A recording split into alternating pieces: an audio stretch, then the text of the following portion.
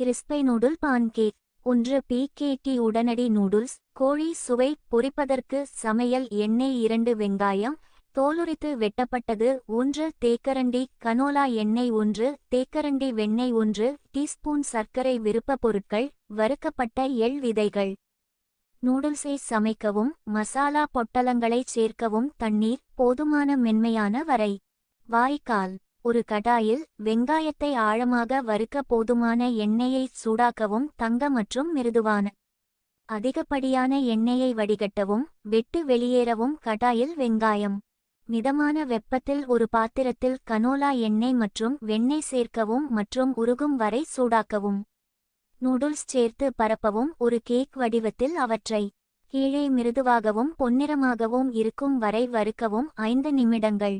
மறுபுறம் மிருதுவாக நூடுல்ஸை புரட்டவும். ஒரு தட்டில் ஸ்லைடு செய்யவும். நூடுல் மீது தாராளமாக சர்க்கரையை தெளிக்கவும். அப்பத்தை விரும்பினால் வறுத்த எள் சேர்க்கவும். ஒருவருக்கு சேவை செய்கிறது.